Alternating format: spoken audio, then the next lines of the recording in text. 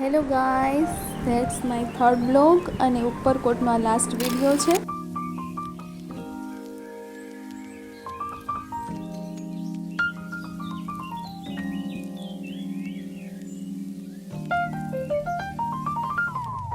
લાસ્ટમાં જોયું તો અમે નવઘણ કૂવા પર પહોંચી ગયા છીએ કે જે ખૂબ જ ઊંડો છે, દેખાય છે ખૂબ જ ઊંડો છે અને તે પ્લેસ પર પહોંચવા માટે તે નીચેની તરફનો રસ્તો છે, એટલે કે આગળ થોડું ચાલવું પડશે. અને અમુક જ્યાં આમ જોયો ને તો કુદરતી બનાવેલા સૌંદર્ય હોય ને કુદરતી વાતાવરણમાં નિહાળવાની મજા જ કંઈક અલગ હોય છે.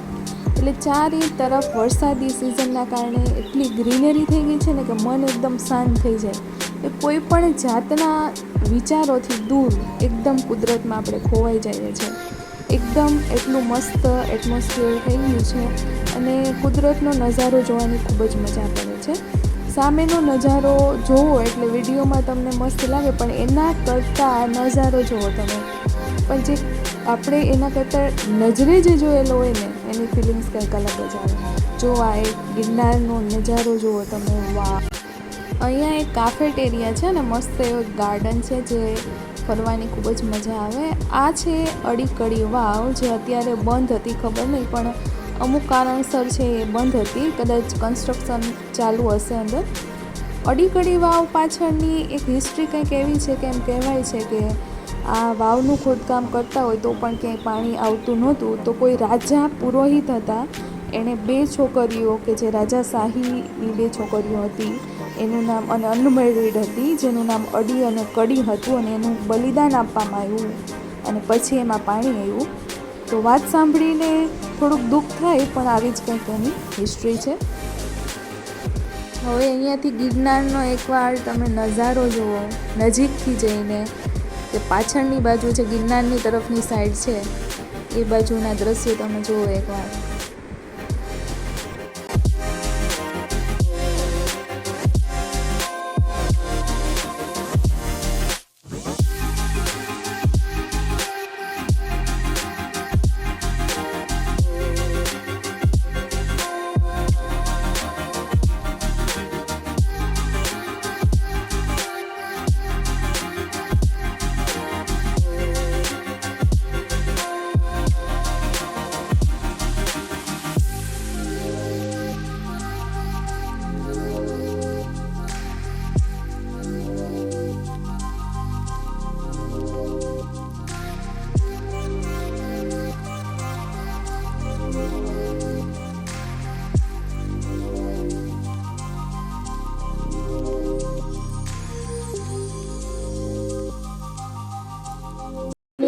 બાજુ એક નીચેની તરફ એક ગેટ દેખાય છે. આવા ગેટ ઘણી જગ્યાએ તમને ઉપરકોટમાં જોવા મળશે અને એનું કન્સ્ટ્રક્શન છે એ ત્યારના વખતનું જ છે. આગળની તરફ રસ્તો જે જાય છે એ કાફેટેરિયા તરફનો રસ્તો છે. મેં તમને હમણાં કીધું એવી રીતે ત્યાં એક કાફેટેરિયા છે ને બહુ મોટો એવો ગાર્ડન છે.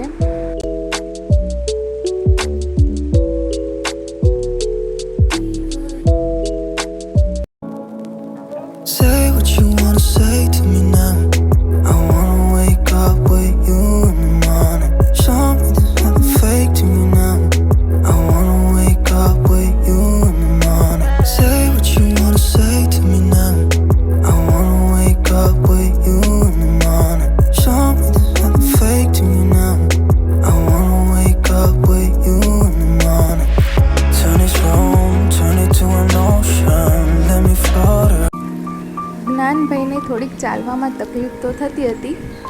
પપ્પા તેડી લ્યો, મમ્મી તેડી લ્યો, મને પગ દુખવા લાગ્યા છે, પણ એને આમ મજા પણ આવતી હતી, કારણ કે નાના છોકરાઓનું એક્સાઇટમેન્ટ થોડુંક વધારે હોય અમુક જગ્યાએ, આવી જગ્યાએ જાય ત્યારે.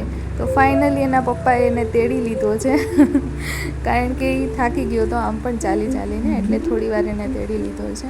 ને આગળનો રસ્તો ને બંને બાજુ જે ગ્રીનરી દેખાય છે બહુ જ સરસ, મજા આવી ગઈ હતી જોવાની. વાવ, કેટલા મસ્ત ફૂલ છે. હજુ હું એમ જ કહેતી હતી કે વાવ કેટલા મસ્ત ફૂલ છે, પણ આગળ જુઓ શું થાય છે. નાને મને ફૂલ દીધું કે મમ્મા આલે ફૂલ, તારે જોઈએ છે આલે ફૂલ. વાવ! અને હું બહુ ખુશ થઈ ગઈ. ત્યારના હિન્દુ રાજાઓના કુળદેવી માતા શ્રી ખોડિયારમાંનું મંદિર અહીંયા તમને જોવા મળે છે. અને અંદરની તરફ અત્યારે અમે આવ્યા છીએ એ છે નવઘણ કૂવો. હવે શરૂઆત થઈ છે નવઘણ કૂવાની, કે જેના થોડા નીચે પગથિયા ઉતરી અને ફરીથી પાછું નીચે એટલું ઊંડું ઉતરવાનું છે, કે જેમાં ઘણા બધા પગથિયા છે. અને ચારેય બાજુ કબૂતર પણ એટલા જ તમને જોવા મળે છે. અને એના માટે સ્પેશિયલ એક ગોખલાઓ બનાવવામાં આવ્યા છે, કે જેમાં કબૂતર છે એ રહી શકે એના માટે ગોખલાઓની પણ અહીંયા જુઓ તમે કેવી રીતે કોતરણી કરેલી છે, ગોખલાઓ બનાવેલા છે, તમે જોઈ શકો છો. આ નવઘણ કૂવાની હિસ્ટ્રી કંઈક આવી છે કે નવઘણ કૂવાનું નામ ચુડાસમા રાજા થઈ ગયા છે રાનવઘણ ના નામ પરથી રાખવામાં આવ્યું છે. અને આ લગભગ 11મી સદીના તેનો શાસનકાળ દરમિયાન બાંધવામાં આવ્યો હતો. અને એનું પૂર્ણ કામકાજ છે એનો પુત્ર રાખીંગાર છે એના દ્વારા કરવામાં આવ્યું હતું. એવું કહેવાય છે કે આ કૂવો છે એ કિલ્લા કરતાં પણ જૂનો છે. અને એવું માનવામાં આવે છે કે ત્યારનો આ પગથિયા વાળો આ પહેલો કૂવો, તો ત્યારના સમયનો આ કૂવો છે કે જે અંધારામાં આપણે તમે જોઈ શકો છો કેટલા પગથિયા છે. અને એનો અંદાજો છે તમે પગથિયા ઉતરીને લગાવી શકો છો કે આ કૂવો છે એ કેટલો ઊંડો છે. અને આમાં પાણીનો કેટલો બધો સંગ્રહ થતો હશે વરસાદી સિઝનમાં. અને ફરીથી પગથિયા ચડી અને આમાં બહાર આવતા રહીએ છીએ. આવી ઐતિહાસિક જગ્યાઓ જોઈને ખરેખર આપણે ગુજરાતના છીએ અને ગુજરાત માટે સૌથી વધુ ગૌરવ મહેસૂસ થાય છે કે નહીં, સરસ એવી મસ્ત એવી જગ્યાઓનું અત્યારે જે રિનોવેશન કરી અને સારી એવી જગ્યા બનાવી દીધી છે સરકારે, ખૂબ જ સરસ કામ કરેલ છે.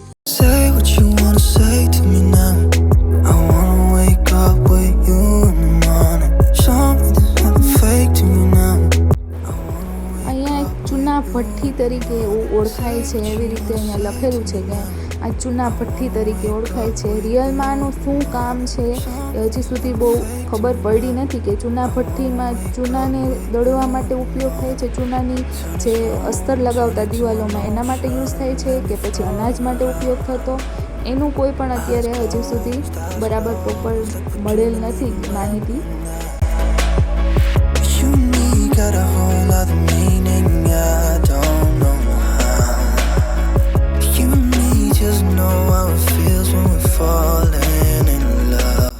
પહેલાંના સમયમાં કોઈ પણ વ્યક્તિ કોઈ પણ જાતનો ગુનો કરે બરાબર, તો રાજા કોઈ પણ રીતે એને સજા આપવાનો છે, તો એ સજા આપવા માટે તો તેના માટે પણ અલગ પ્રકારનું નિર્માણ કરેલ છે.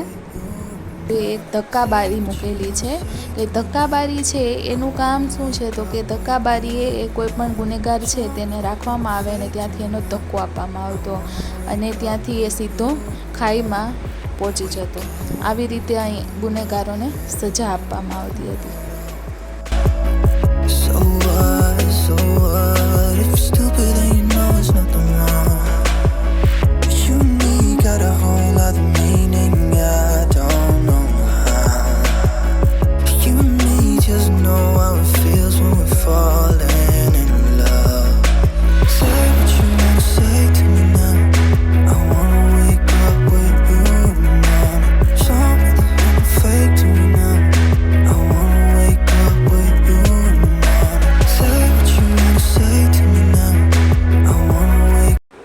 હવે આ મસ્ત ગિરનારવાળો નજારો છે અને જેમાં અમે ઘણા બધા ફોટોઝ અને વિડીયો પણ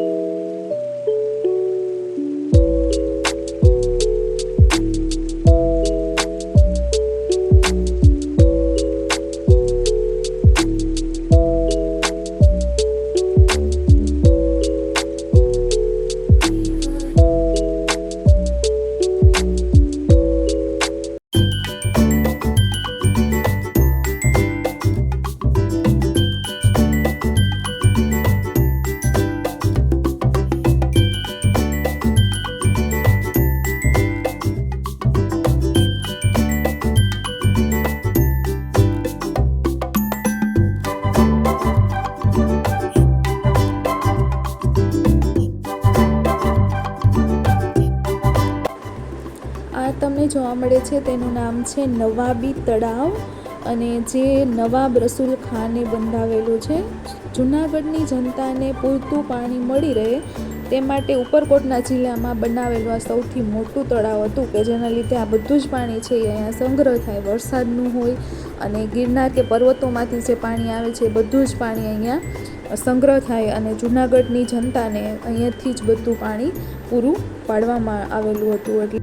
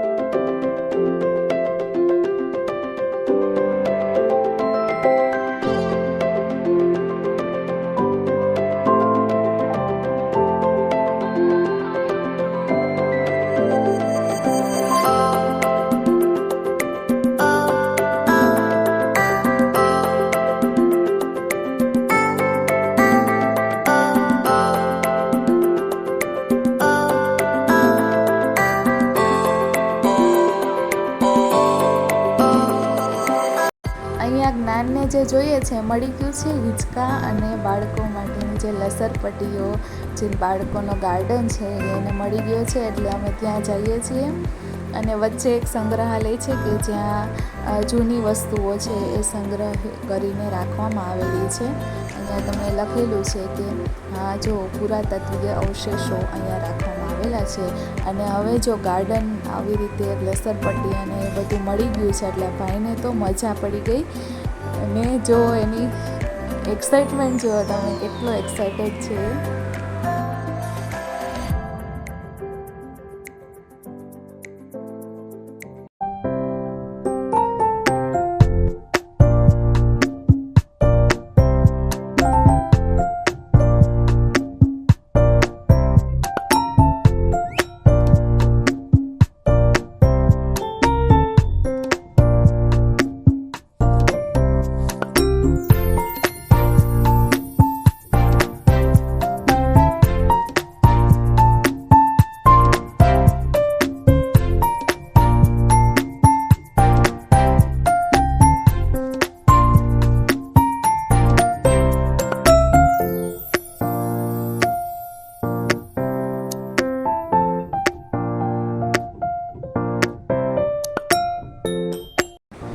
જૂના ઉપરકોટમાં આ જે ઉપર ચડવાની સીડી છે, એટલે કે જે આ પગથિયા તમને દેખાય છે ગોળ ગોળ, એટલે કે અહીંયાથી જે ચડવાનું છે એ પહેલાં બંધ હતું, એટલે કે લોક રાખીને રાખવામાં આવતું હતું. પણ હવે આ ખુલ્લું કરી દેવામાં આવ્યું છે, એટલે કે ઉપરથી આપણે જો તળાવનો નજારો, જે નવાબી તળાવ છે એનો નજારો છે એ ઉપરથી પણ જોઈ શકીએ છીએ. અને એના માટે જે પગથિયા એવી રીતે ગોળ ગોળ આખું પગથિયાવાળું બનાવેલું છે, અને ઉપરથી આખો નવાબી તળાવનો નજારો આપણે માણી શકીએ છીએ. એટલા માટે એ પણ આખું રિનોવેશન કરીને ખુલ્લું કરી દેવામાં આવ્યું છે કે જેના લીધે તમારે કોઈ પણ જાતની ફોટોગ્રાફી ત્યાં તમે કરી શકો છો, વિડીયો તમે ઉતારી શકો છો.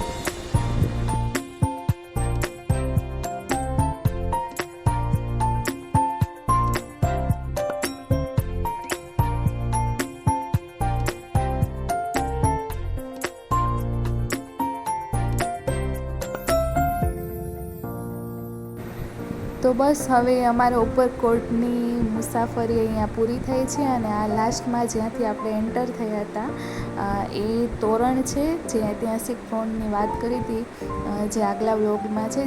જેણે પણ મારા વ્લોગ ના જોયા હોય એ આગળનો વ્લોગ છે એ જોઈ શકો છો.